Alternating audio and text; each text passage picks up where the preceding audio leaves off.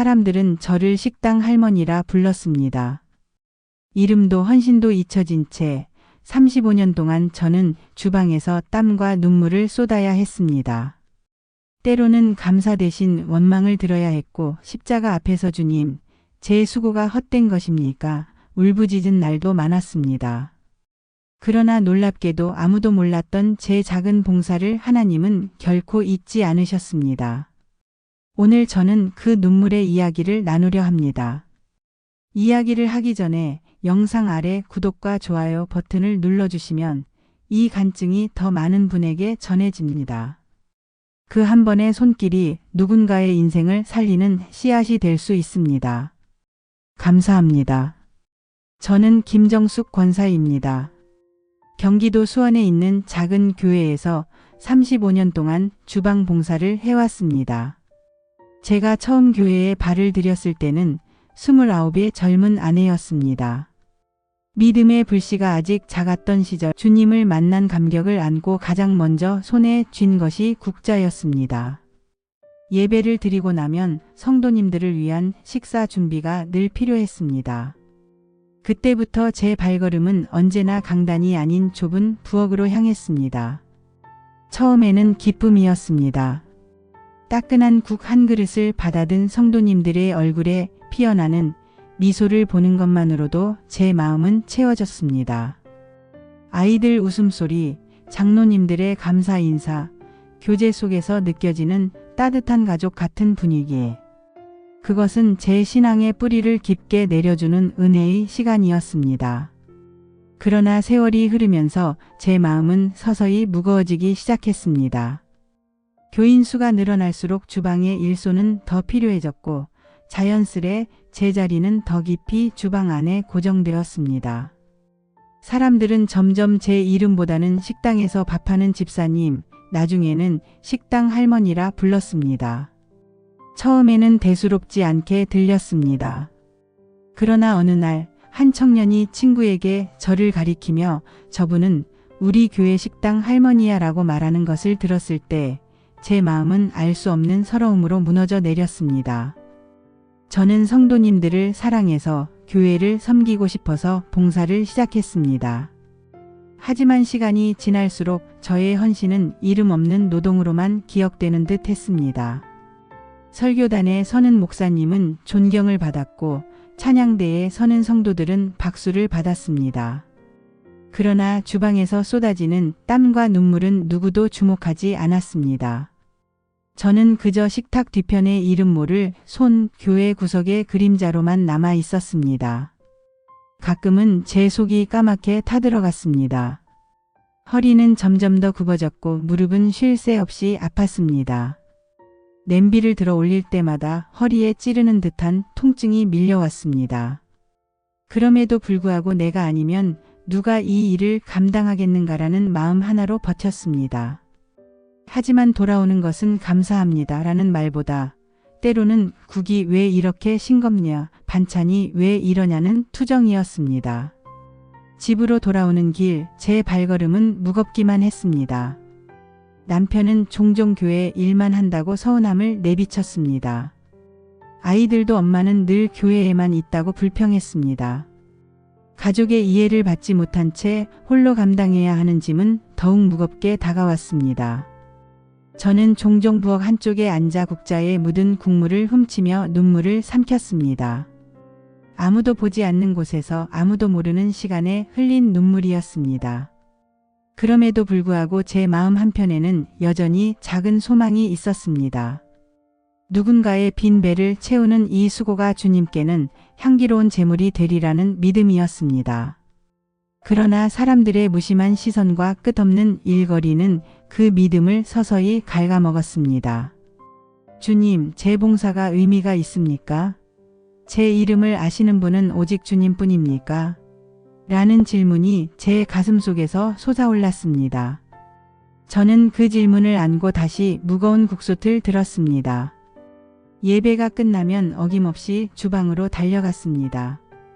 사람들은 저를 그냥 식당 할머니라 불렀지만 제 마음 깊은 곳에서는 주님이 언젠가는 제 헌신을 기억해 주실 것이라는 소망을 붙잡고 있었습니다. 그러나 그 소망마저 희미해져 갈 때 제 믿음은 흔들리기 시작했습니다. 그리고 바로 그 흔들림 속에서 주님은 저를 향한 깊은 계획을 준비하고 계셨습니다. 주방 봉사를 시작한 지 어느덧 20년이 넘어가던 때였습니다. 수원교회는 성도 수가 크게 늘었고 예배당이 확장되면서 주방도 함께 넓어졌습니다. 겉보기에는 감사할 일이었지만 제 마음은 점점 지쳐갔습니다. 일손이 많아진다 해도 봉사의 무게는 줄어들지 않았습니다. 새로운 성도들이 들어와도 오래된 봉사자의 자리는 비워지지 않았습니다. 사람들은 여전히 제게 권사님은 주방에서 평생 계셔야죠라고 당연하다는 듯 말했습니다. 그 말 속에는 존중보다는 역할에 가둬두려는 시선이 숨어 있었습니다. 특히 명절과 부흥회 때가 되면 상황은 더 심각해졌습니다. 새벽부터 무쇠솥에 불을 지피며 장작 냄새에 눈이 매워도 점심시간에 맞추려면 한순간도 쉴 수 없었습니다. 땀이 흐르다 못해 눈으로 떨어졌고 손끝에는 기름기가 늘 묻어 있었습니다. 성도님들이 은혜 받았다고 눈물로 간증하는 자리에 저는 늘 설거지통 앞에서 거품을 닦아내고 있었습니다. 어느 순간 이런 생각이 스쳐갔습니다. 나는 언제쯤 저 자리에서 말씀을 듣고 은혜를 누릴 수 있을까? 그 질문은 제 속을 무겁게 눌렀습니다. 그러던 어느 날 한 자매가 저를 향해 웃으며 말했습니다. 권사님, 요즘 반찬이 왜 이렇게 맛이 없어요? 그 말은 농담이었을지 모르지만 제 귀에는 비수처럼 꽂혔습니다. 수십 년 동안 쏟아부은 정성과 눈물이 단 한순간에 무너져 내리는 것 같았습니다. 집에 돌아와 거울 앞에 섰을 때 제 얼굴은 기름 냄새에 찌든 듯 초라해 보였습니다. 그리고 속삭이는 듯한 의문이 제 귀를 파고들었습니다. 혹시 나는 정말 주방에만 갇힌 사람일까? 시간은 흘러 제 몸은 점점 쇠약해졌습니다. 무릎 관절은 더 이상 제 몸을 오래 버텨주지 못했고 허리도 늘 통증을 달고 살았습니다. 한 번은 국솥을 옮기다 허리를 삐끗해 며칠을 꼼짝도 못한 적이 있었습니다. 그러나 이상하게도 교회에서는 누구도 제 빈자리를 길게 기억하지 않았습니다. 마치 제가 주방에 늘 있어야 한다는 것이 너무도 당연한 듯 잠시라도 빠지면 빈자리를 원망 섞인 눈빛으로 바라보는 이들도 있었습니다. 그때 저는 깊은 회의감에 사로잡혔습니다. 봉사는 사랑으로 시작했지만 이제는 의무와 부담만 남은 듯 했습니다. 심지어 제 스스로도 내가 이 일을 계속해야 하나라는 질문 앞에서 무너져 내렸습니다. 밤마다 기도하려 무릎을 꿇으면 눈물만이 베개를 적셨습니다. 여성 성도님들이라면 이해하실 것입니다.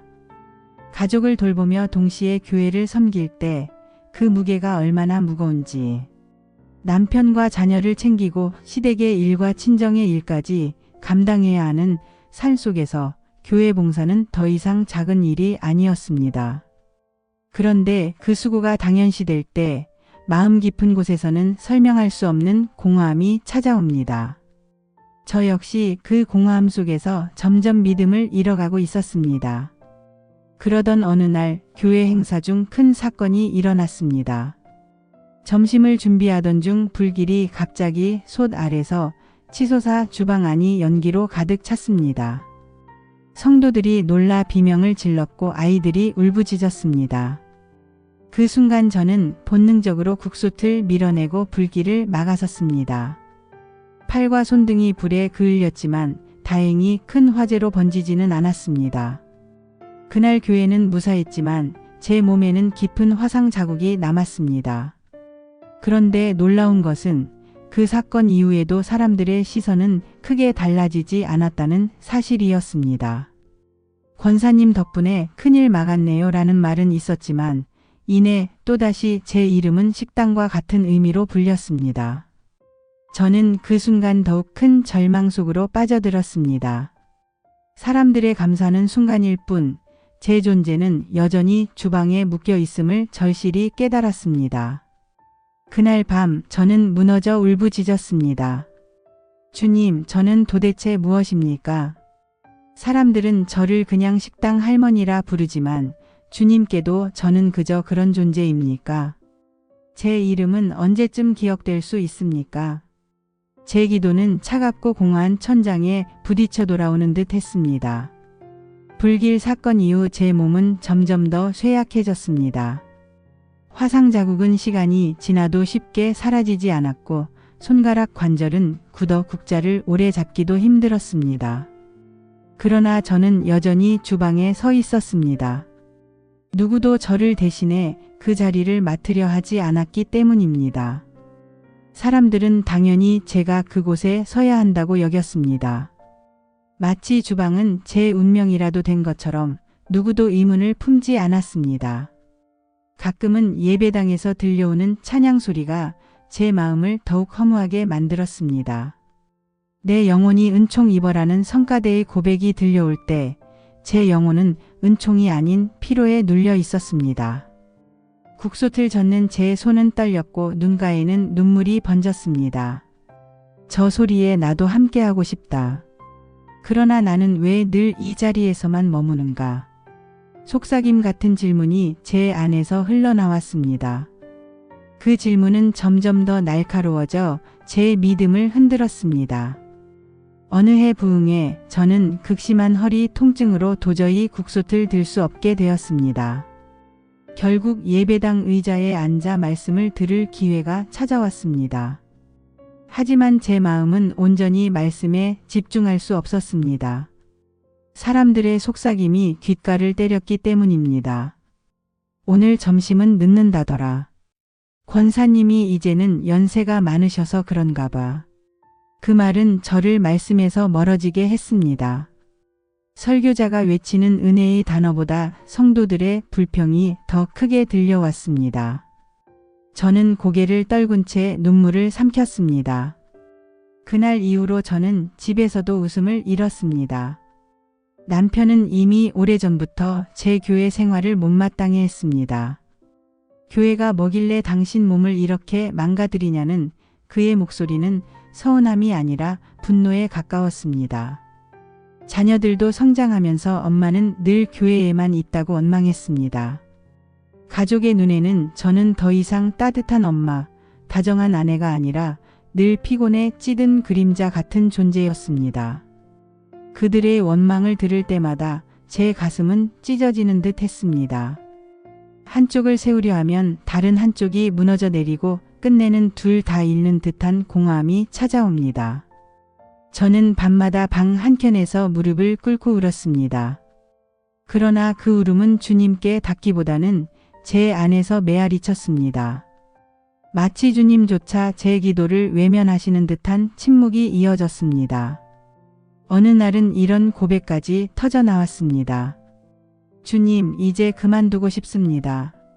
아무도 제 수고를 알아주지 않고 가족도 저를 원망합니다. 제 삶이 무슨 의미입니까? 제 기도는 눈물과 한숨으로 뒤섞여 있었습니다. 십자가 앞에서조차 은혜 대신 허무만 남았습니다. 그 무렵 제 건강은 급격히 악화되었습니다. 병원에서는 허리 디스크와 무릎 관절염이 심각하다고 했습니다. 의사는 더 이상 무거운 것을 들지 말라고 단호히 말했습니다. 그 말을 듣는 순간 제 눈앞이 아득해졌습니다. 주방 봉사는 단순한 일이 아니었습니다. 그것은 제 신앙의 자리이자 제 삶의 정체성이었습니다. 그런데 이제는 그마저 빼앗긴 듯 했습니다. 교회에 가도 제 자리는 공허하게 남아 있었습니다. 다른 봉사자들이 제 역할을 대신하기 시작했지만 저는 그 모습을 보며 기쁨보다 서글픔을 느꼈습니다. 나는 이제 필요 없는 사람이 되었구나. 그런 생각이 깊은 절망으로 번졌습니다. 성도님들이 저를 보며 권사님, 이제 편히 쉬세요라고 말할 때조차 그 말은 위로가 아니라 퇴장 선언처럼 들렸습니다. 저는 점점 더 교회에서 멀어졌습니다.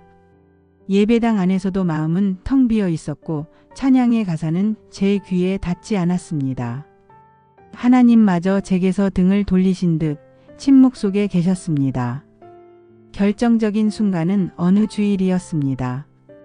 예배가 끝나고 교회 마당에서 한 아이가 제게 다가와 물었습니다. 할머니, 이제 밥 안 해요? 밥 안 하면 우리 교회에 밥맛 없는데. 그 순수한 질문은 제 마음을 갈갈이 찢어 놓았습니다. 어린아이의 말마저도 제 정체성을 주방과만 묶어두었습니다. 저는 결국 눈물을 감추지 못하고 그 자리에서 돌아섰습니다. 집에 돌아와 방에 홀로 앉았을 때 저는 처음으로 신앙 자체를 내려놓고 싶다는 생각을 했습니다. 주님, 제가 왜 이렇게 살아야 합니까?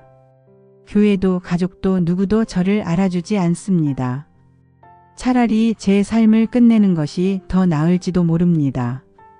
그 절망의 고백이 제 입술을 타고 흘러나왔습니다. 그 순간 제 마음은 어두운 구렁텅이에 빠져들었습니다. 믿음의 빛은 보이지 않았고 오직 깊은 어둠과 공허만이 제 앞을 가로막고 있었습니다. 절망의 깊은 어둠 속에서 방황하던 어느 날, 저는 교회에 가지 않겠다고 결심했습니다. 몸도 마음도 지쳐 더 이상 버틸 힘이 없었습니다. 그러나 주일 아침 이상하게도 제 발걸음은 다시 교회를 향했습니다. 습관처럼 걷는 길 위에서 제 마음은 여전히 공허했지만 어쩐지 오늘은 주님께서 뭔가 말씀하실 것만 같았습니다. 그날 예배에서 목사님은 히브리서 6장 10절 말씀을 선포하셨습니다. 하나님은 불의하지 아니하사 너희 행위와 그의 이름을 위하여 나타낸 사랑, 곧 너희가 성도를 섬긴 것과 이제도 섬기고 있는 것을 잊어버리지 아니하시느니라.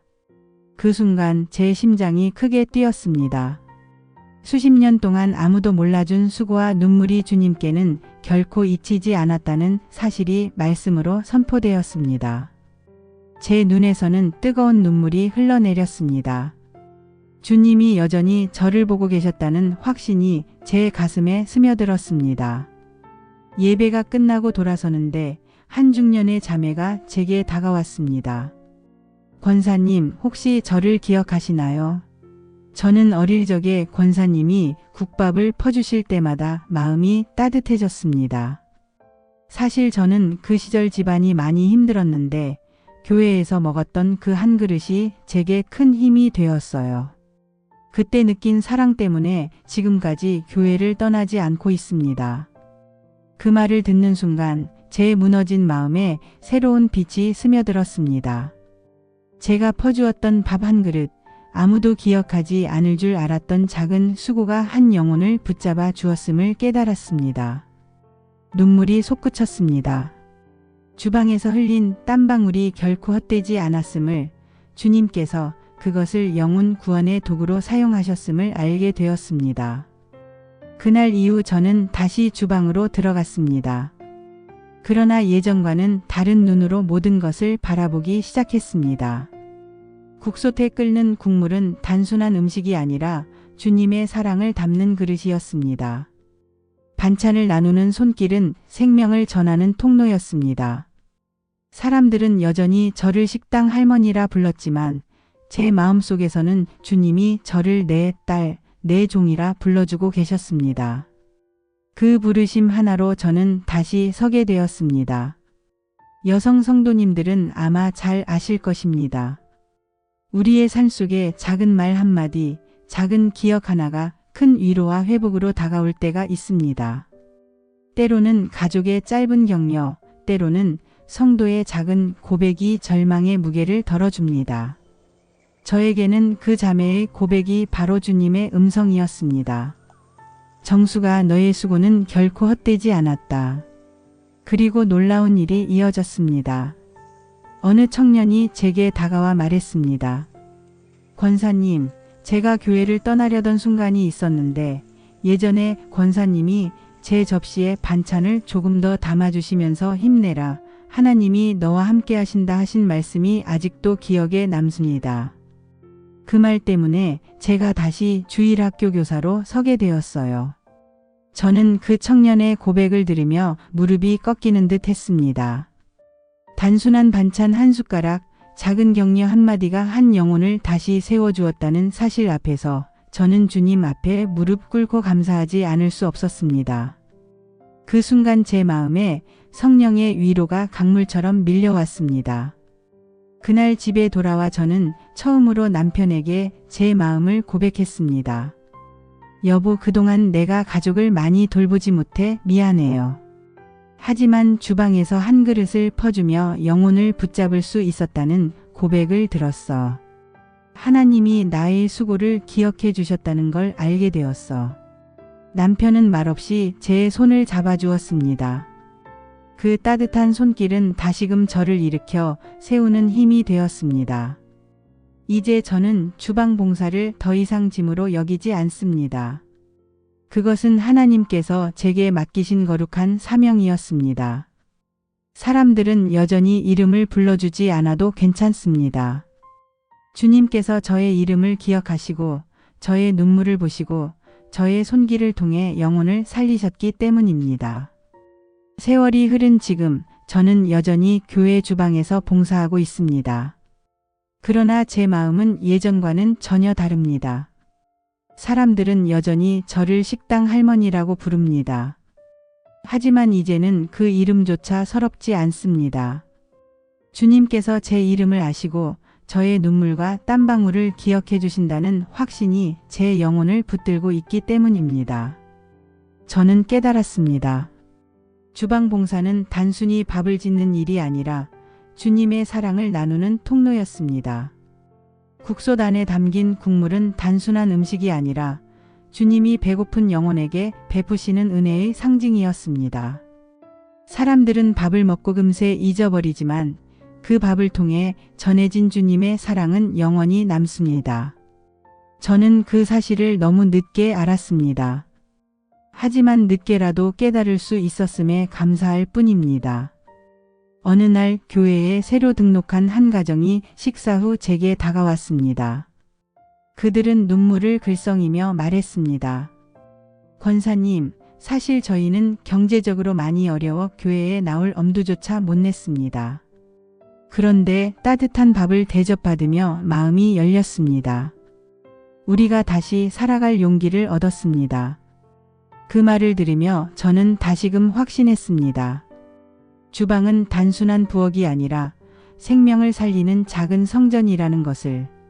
집안에서 가족을 위해 차려내는 밥상 하나가 사랑을 전하는 도구가 되듯 교회에서의 식탁 또한 영혼을 세우는 제단이 됩니다. 사람들의 눈에는 평범한 밥상일지라도 주님의 눈에는 눈물로 드린 제물이었습니다. 이제 저는 제 남은 생애 동안 주님 앞에 더욱 겸손히 드리기로 결단합니다. 몸은 점점 늙어가고 손은 예전 같지 않지만 주님께 드린 작은 헌신이 하늘 창고에 쌓여 있음을 믿습니다. 언젠가 주님 앞에 서는 날 주님께서 제게 이렇게 말씀하시리라 소망합니다. 착하고 충성된 종아, 내가 작은 일에 충성하였으니 내가 너를 기억하노라. 그리고 저는 기도합니다. 주님, 저의 미약한 손길을 사용해 주셔서 감사합니다. 사람들은 저를 그냥 식당 할머니라 불렀지만 주님은 저를 당신의 딸이라 불러주셨습니다. 저의 작은 헌신을 향기로운 제물로 받으시고 그것을 통해 영혼을 살리셨음을 찬양합니다. 혹시 여러분도 사람들의 무심한 말 속에 상처받은 적이 있으십니까? 수고와 헌신이 당연시되고 아무도 알아주지 않는다고 느낄 때가 있으십니까? 그러나 잊지 마십시오. 주님은 결코 여러분의 눈물을 헛되이 하지 않으십니다. 우리의 작은 봉사와 눈물 한 방울까지도 주님의 책에 기록되어 있습니다. 오늘도 저는 무릎을 꿇고 기도합니다. 주님, 남은 생애 동안 오직 주님의 십자가만 바라보게 하소서. 주님의 부르심 앞에서 흔들리지 않게 하소서. 작은 일에 충성하다가 주님 품에 안기게 하소서. 이제 저는 더 이상 세상의 평가에 얽매이지 않습니다. 교회 주방 한편에서 흘린 눈물과 땀이 주님의 나라를 세우는 씨앗이 되었음을 알기에 저는 오늘도 감사로 국자를 듭니다. 그리고 제 영혼은 노래합니다. 주님, 저의 헌신을 기억해 주셔서 감사합니다. 오늘도 오직 주님께만 영광을 올려드립니다.